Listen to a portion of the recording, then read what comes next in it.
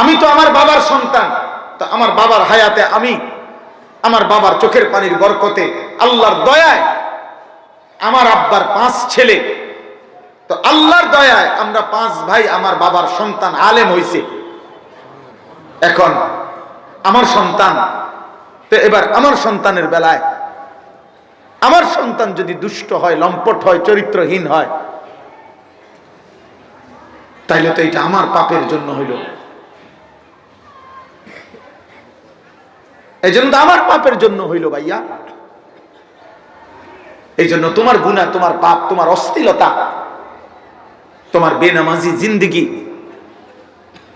আল্লাহর কসম, এটা শুধু তুমি না, তোমার পরবর্তী প্রজন্মকেও এই অপমান, এই লাঞ্ছনা ভোগ করতে হবে, ভোগ করতে হবে। এই জন্য আমি, এত ছেলে তোমরা মহব্বত করে আসছো, আমি বড় বেশি দরদ দিয়া বললাম, দোস্ত আমার, মেহেরবানি করে তোমরা, দয়া করে, তোমরা কিশোর, তোমরা যুবক, একটি জাতির স্বপ্ন, তোমরা মুসলমান জাতির স্বপ্ন। মুসলমানের 17 বছর, 16 বছর, 18 বছরের যুবক সারা পৃথিবীময় আল্লাহর কালেমা বুলন্দ করেছে। হযরত আব্দুল্লাহ ইবনে মাসউদ বলেন, কুন্না নাগজু মা রাসূলিল্লাহ সাল্লাল্লাহু আলাইহি ওয়াসাল্লাম ওয়া নাহনু শাবাব। হযরত আব্দুল্লাহ ইবনে মাসউদ বলেন, রাসূলুল্লাহ সাল্লাল্লাহু আলাইহি ওয়াসাল্লামের সাথে আমরা প্রত্যেকটা যুদ্ধে অংশগ্রহণ করেছি, আর তখন ছিলাম আমরা পূর্ণ যুবক। ওয়া নাহনু শাবাব, আমরা ছিলাম যুবক। রাসূলুল্লাহ সাল্লাল্লাহু আলাইহি ওয়াসাল্লামের হাতে কালেমা পড়ে যারা মুসলমান হইছেন, এই প্রথম যখন কালেমা পড়ে তখনকার বয়স বিশ্লেষণ করলে সংখ্যাগরিষ্ঠ সাহাবী ছিল কিশোর যুবক। কিশোর যুবক আল্লাহর জন্য, দ্বীনের জন্য। পাকিস্তানের একজন বিখ্যাত বুজুর্গ হযরত মাওলানা নিজামউদ্দিন শামজাই রাহমাতুল্লাহি আলাইহি, বড় মুজাহিদ ছিলেন।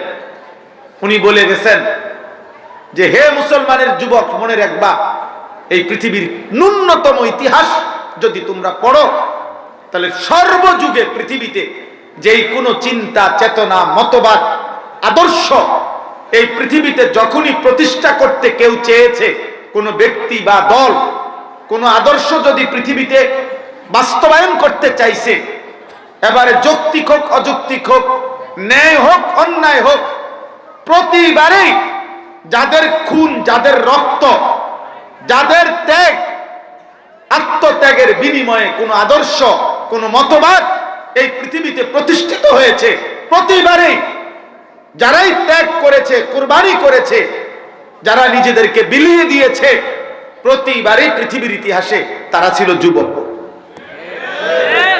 যুবক ছাড়া পৃথিবী গড়ে না, যুবক ছাড়া আদর্শ নির্মাণ হয় না, যুবক ছাড়া সভ্যতা গড়ে ওঠে না, যুবক ছাড়া জাতি দাঁড়াইতে পারে না। এই জন্য আমার কাছে কিতাব আছে গাড়িতে, আরবি কিতাবে একথা লেখা আছে, আশ-শাবাবু হুম আসাবুল উম্মাহ।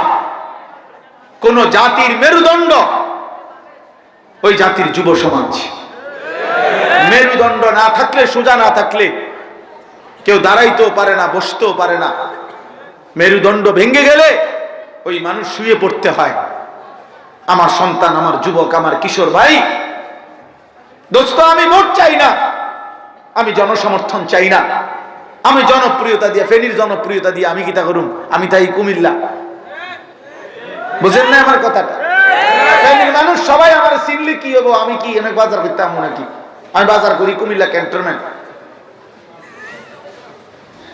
আমি এনে দিয়ে করবো কি? আমার তো এটা দিয়ে কোনো কিছু আসা যায় না। কিন্তু আমি আল্লাহর জন্য বললাম, আখিরাতের আশায় বললাম, তোমরা আজকের কিশোর, আজকের যুবক, আগামী সময়টা, এই সমস্ত 2-1টা দল, এগুলো পৃথিবীতে কোনো গণা তো ধরে না। সারা বিশ্ব আন্তর্জাতিক পরিমণ্ডলে এই সমস্ত আওয়ামী লীগ, বিএনপি গণা তো ধরে না কেউ। বাস্তব কথা, এগুলো কেউ গণা ধরে না। এই আমগো দেশে শুধু এগুলা খচর খচর চলতেছে। কিন্তু সারা পৃথিবী হইল ঈমান আর কুফরের দ্বন্দ্ব। আগামীর পৃথিবী রাষ্ট্রের দ্বন্দ্ব না, আগামীর পৃথিবী মুসলমান আর কাফেরের দ্বন্দ্ব। আরো ছোট করে বললে আগামীর পৃথিবী ঈমানদার আর পৃথিবীর ইতিহাসের সর্বনিকৃষ্ট বেঈমান ইসরায়েলের কুত্তা ইহুদিদের সাথেই দ্বন্দ্ব। এটাই আগামীর পৃথিবী। আমরা চাই বা না চাই, আমরা চাই বা না চাই, খোদার কসম যুবক, তুমি কিংবা তোমার আগামী প্রজন্ম সারা পৃথিবী জুড়ে ইহুদিদের বিরুদ্ধে, ইসরায়েলের কুত্তাদের বিরুদ্ধে লড়তেই হবে, লড়তেই হবে, লড়তেই হবে, লড়তেই হবে, নয়তো জান দিতে হবে। হয় জীবন নেবা নয়তো নিজে মরবা, এর বিকল্প কিছু হবে না, এর বিকল্প। টিপো তোমরা মোবাইল, দেখো নারী,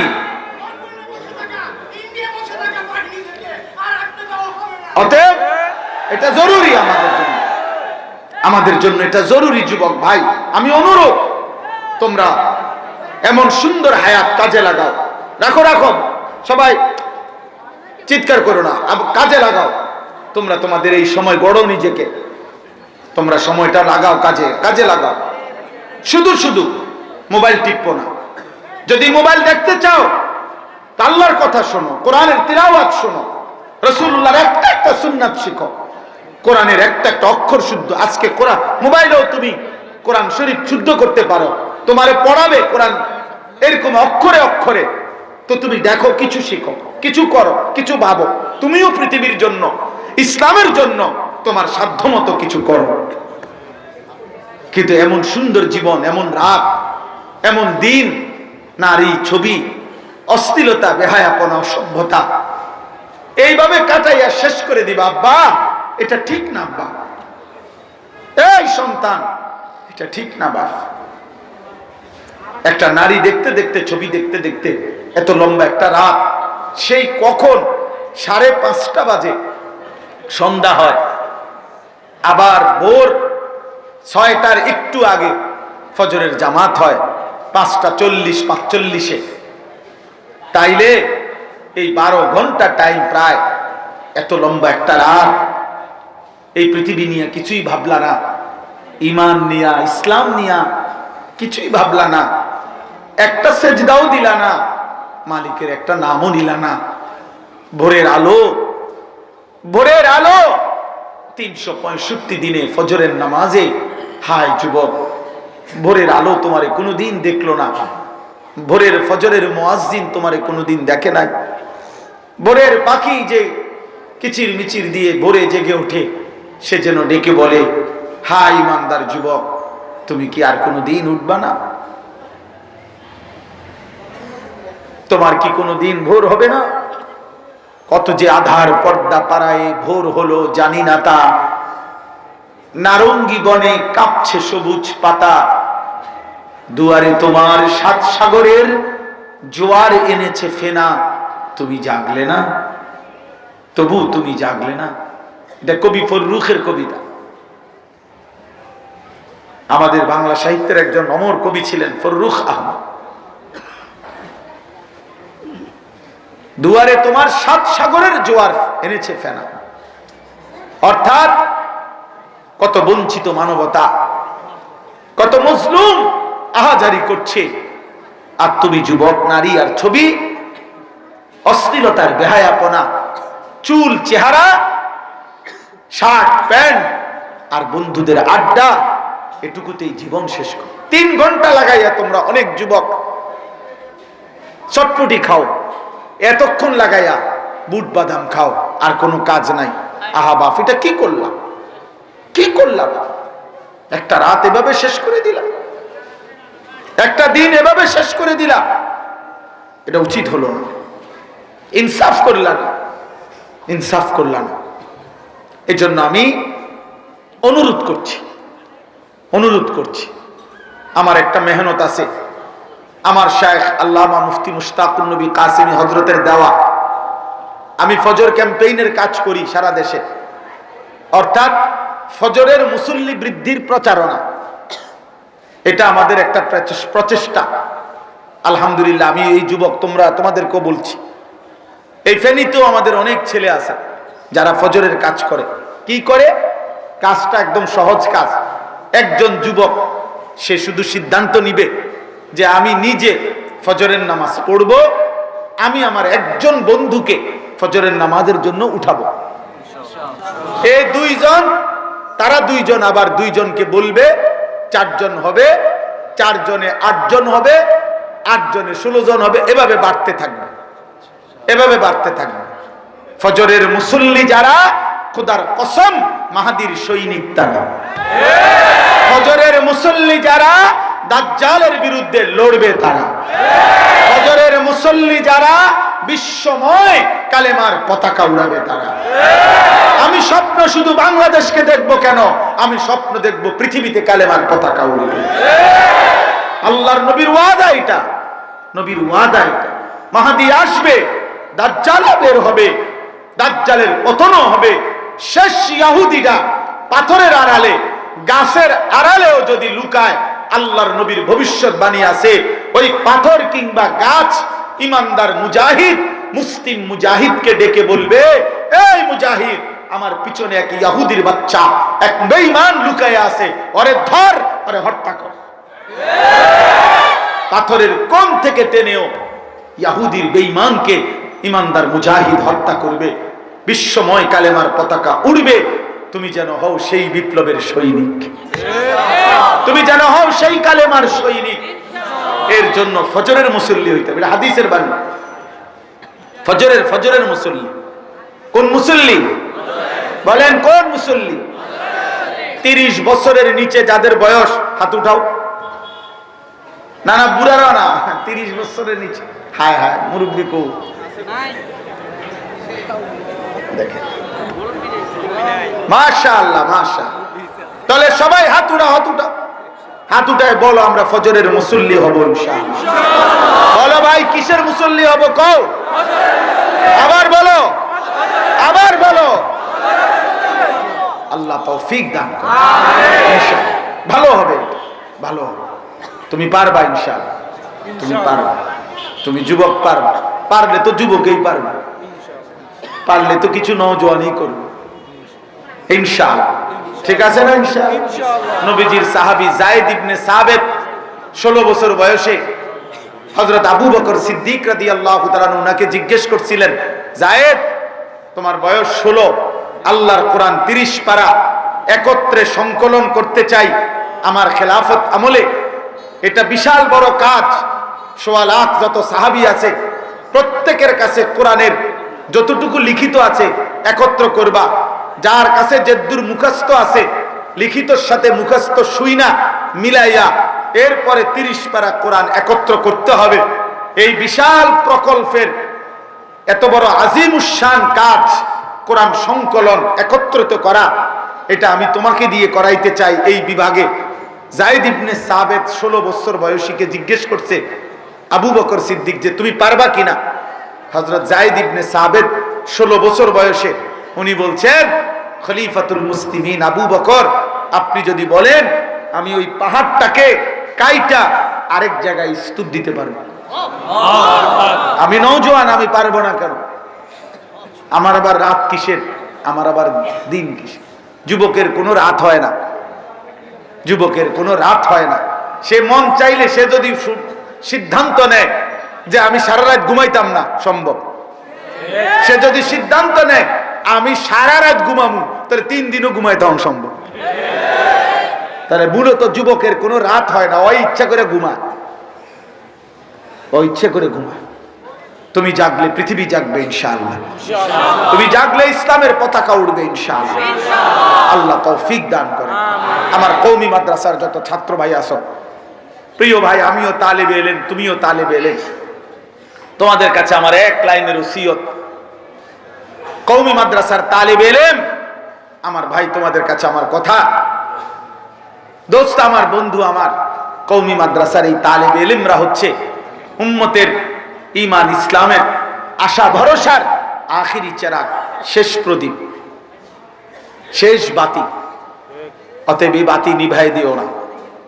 তোমাদের প্রত্যেকটা তালেবে ইলমের কাছে আমার কথা, যদি দেখো চারিদিকে তোমার বাড়ির, তোমার এলাকার, তোমার মহল্লার প্রত্যেকের হাতে হাতে যদি দেখো একটা একটা বড় মোবাইল, সবাই আনন্দ করছে, ফুর্তি করছে, আমি আনিসুর রহমান, আমি তোমাদের তালিব ইলমদের একজন হয়ে আমি হাত জোর করে বলি, কওমি মাদ্রাসার তালিব ইলম, তুমি কমপক্ষে ওই বড় মোবাইল হাতে নিও না, তুমি বরং আল্লাহর কোরআনের উপরে লেগে থাকো, আরেকবার কোরআনের সাগরে ডুব দাও।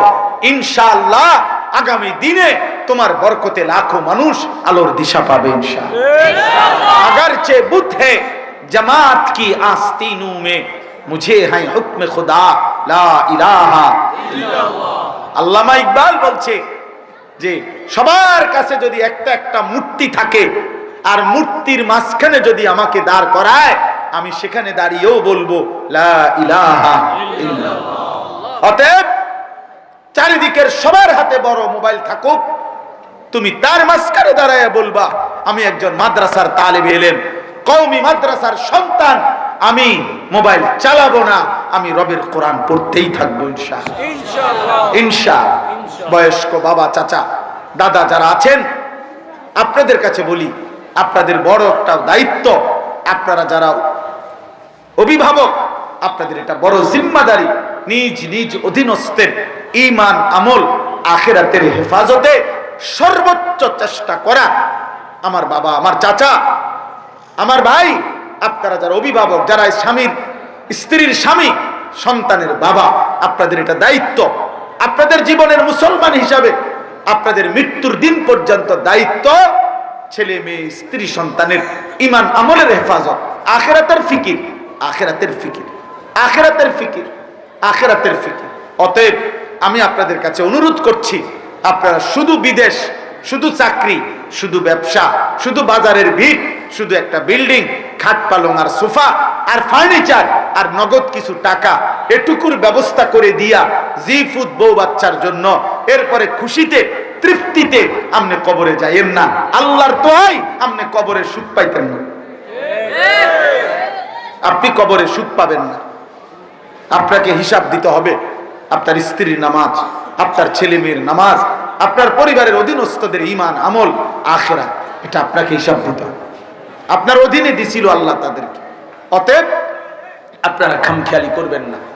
সর্বশেষ কথা হইল, আমি শুধু এই 4টা আয়াতের তর্জমা বলি, তাইলেই আমার কথা শেষ। আল্লাহ তাআলা বলছেন, মক্কার কাফের কুরাইশরা, মুশরিকরা প্রতিদিন নবীকে বলতো, মুহাম্মদ, আমরা মাটির সাথে কবরে মিশে যাব, কিভাবে আমরা আবার আখিরাতে হাসরের ময়দানে আমাদেরকে আল্লাহ উঠাবে কেমনে নতুন করে, এটা তারা বুঝতে চাইতো না। তো আল্লাহ তাআলা বলেন, ওয়াকালু আইদা দালালনা ফিল আরদ আইন্না লাফি খালক। এই 5 মিনিট আর শেষ, এই শুধু তরজমা বললে শেষ। আল্লাহ তাআলা বলেন, মুশরিক বেঈমানরা বলে, হে নবী মুহাম্মদ, আমরা মাটির সাথে হারিয়ে যাব, কবরের সাথে মিশে যাব, আমাদেরকে নতুন করে আবার আখিরাতে কিভাবে আল্লাহ উঠাবে? আল্লাহ বলেন, বাল হুম বিলিকাই রাব্বিহিম কাফিরুন। আসলে তারা বুঝে আমি পারবো, কারণ প্রত্যেকেই জানে আল্লাহ সর্বশক্তিমান, আল্লাহ চাইলে আখিরাতে উঠাইতে পারবেন। আল্লাহ বলেন, ওগো কলজাটা যদি ছিঁড়া তুমি দেখতা নবী, তাইলে বুঝতা ওরা বুঝে আমি পারমু, তো তারপরেও আখিরাতকে অস্বীকার করে কেন? আল্লাহ বলেন, কারণ তারা আমার মুখোমুখি হইতে অপছন্দ করে, অস্বীকার করে, কারণ তারা জানে আখিরাতকে মেনে নিলেই, হাসরের মাঠকে মেনে নিলেই আজকের এই চুরি চামারি, আজকের এই সুদ ঘুষ, আজকের এই চুরি জেনা, মদ জুয়া ব্যভিচার, এই অসভ্যতার নোংরামির এই সয়লাভ তারা করতে পারবে না। এই জন্য আখিরাতকে তারা মানতে চায় না। আল্লাহ বলেন, কুল, আপনি নবী বলে দেন, তোমরা মানো কিংবা না মানো, বুঝো কিংবা না বুঝো, ইয়াতাওয়াফাকুম মালাকুল মাউতিল্লাযী বুক্খিলা বিকুম, আমি আল্লাহর পক্ষ থেকে নির্ধারিত মালাকুল মউত আজরাইল তোমাদের প্রত্যেকের জান কবজ করবে, মরতেই হবে। সুম্মা ইলা রাব্বিকুম তুরজাউন, অতঃপর তোমাদের সকলেই আমি আল্লাহর সামনে কিয়ামতের দিন জমা হবে, একত্রিত হবে। এরপরে আল্লাহ বলেন, ওয়ালাউ তারা ইদিল মুজরিমুনা নাকিসু রুউসিহিম ইনদা রাব্বিহিম।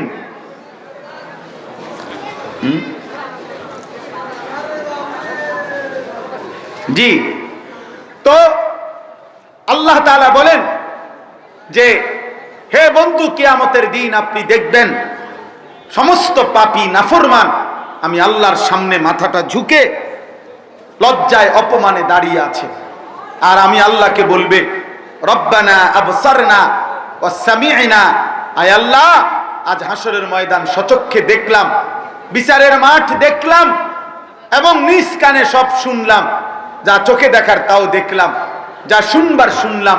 অতএব ফারজি'না না'মাল সালিহান ইন্না মুকিনুন, আমি পুরাপুরি বিশ্বাস করছি আখিরাত, এখন আপনি আমারে দুনিয়ায় পাঠান, আমি এবার গেলে নেক আমল করব। বুঝেন নাই? হাসরের মাঠ থেকে প্রত্যেক পাপী দুনিয়ায় আসতে চাইবে, নেক আমল করতে চাইবে। এজন্য আমি সব সময় বলি, যুবক আজকে যারা নামাজ পড়ো না, খোদার কসম এই নামাজ তোমার পড়তে মন চাইবে একদিন, সেদিন হাসরের মাঠ, সেদিন বলবে বান্দা লক্ষ কোটি বার আল্লাহ একটা সেজদা দিতে সুযোগ দেন, আল্লাহ বলবেন না না, ওয়ালাউ শি'না লাআতাইনা কুল্লা নাফসিন হুদাহা ওয়ালাকিন হাক্কাল কওলু মিন্নি।